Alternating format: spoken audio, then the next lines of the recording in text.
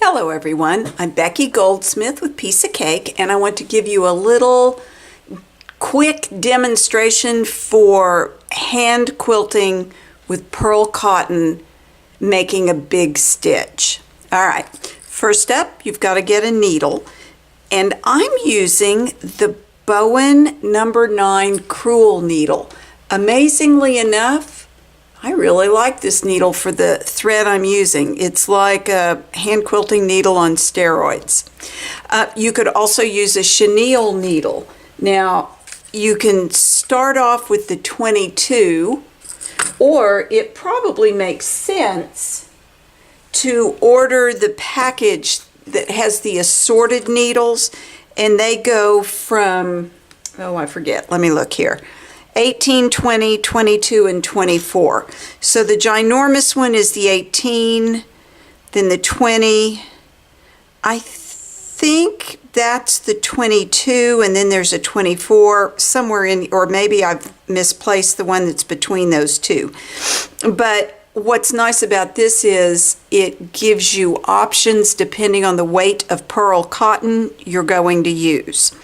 So what I'm using, and why the Bowen number 9 is working for me, is because I'm using a size 16 pearl cotton. That would be the finest pearl cotton. Size 12 is equally nice. I just didn't want it to be that chunky on this quilt. A lot of people like to use a number 8 pearl cotton. For that, you definitely need the larger chenille needle. All right, so whichever one you choose. And let me just say, there are a lot of lovely heavy threads on the market made by a variety of companies.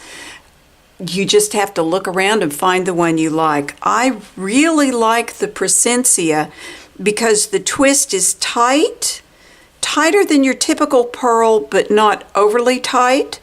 It's got a nice texture. I really like it on this thread. Against this fabric.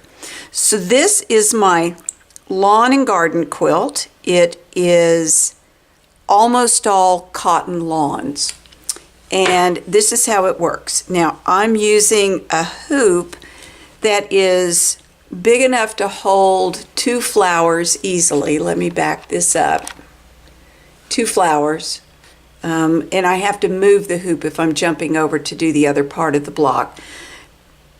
What I am finding is if you get too big a hoop, it's hard to reach across it. So this is a, 14, 16-inch hoop, and it's working for me. My smaller hoop that fits just 1 flower is kind of a nice choice as well. So I've got a very nice sturdy wooden hoop that is not sharp on any edge. Be careful when you buy a hoop to get them that are smooth and won't mess up your fabric.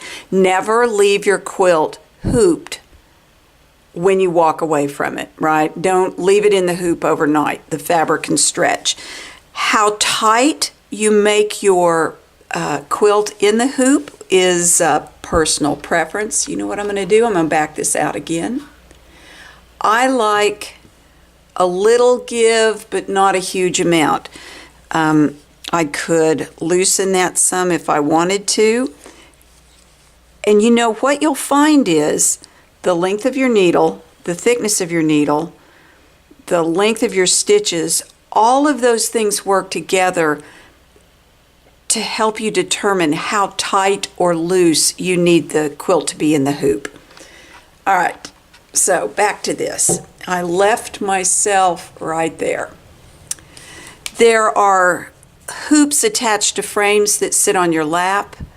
They're nice. I don't use one usually because I like the fact that this is easy to carry around. When I travel, I work in a hoop, so I don't want to get particularly wedded to a hoop that has a stand. All right, here we go. Let me pull that through. I'm wearing my very favorite thimble on the middle finger of my right hand, which is dominant.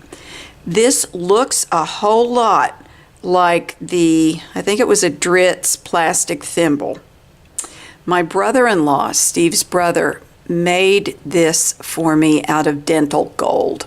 It is solid as a rock. I love this thimble. It fits my finger well. Now, I have ordered and haven't gotten it yet, a thimble from the Thimble Lady that fits like a collar on this finger over this knuckle, so that you push here. There's a row of indentations, and you push with your finger this way and not having that knuckle bent.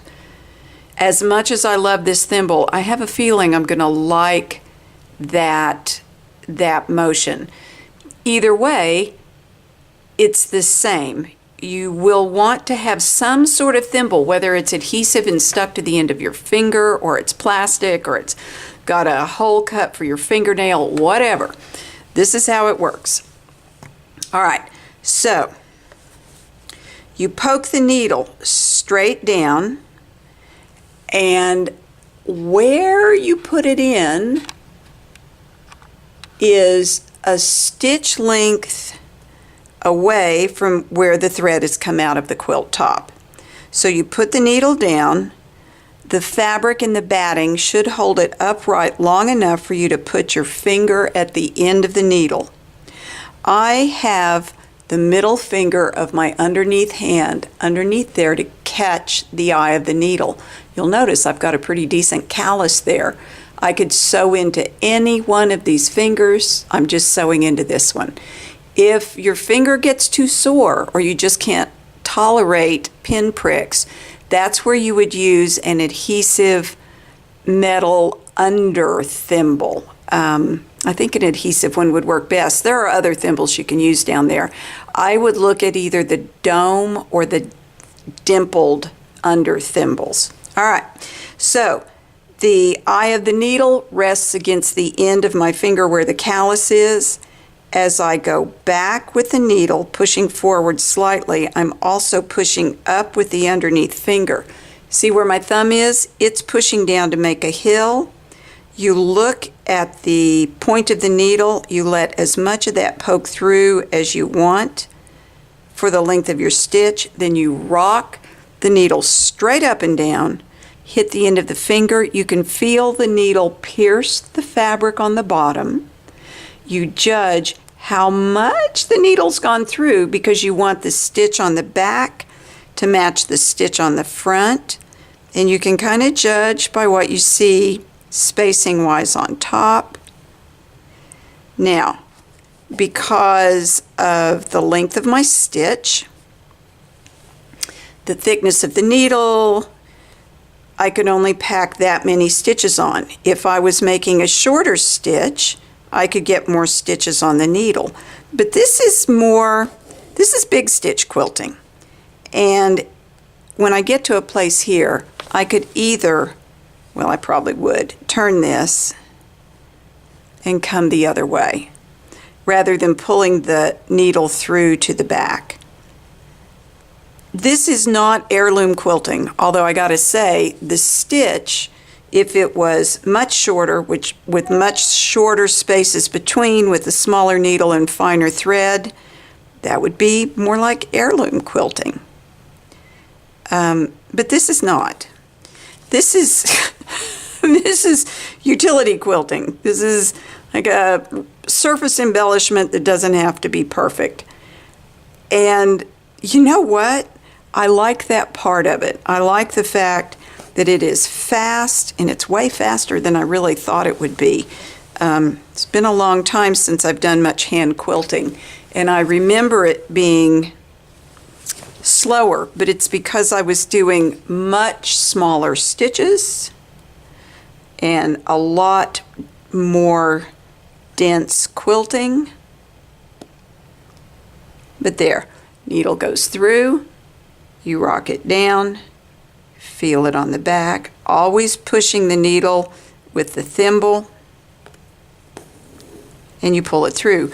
You can be as uniform with your stitch length or non-uniform as you want to be.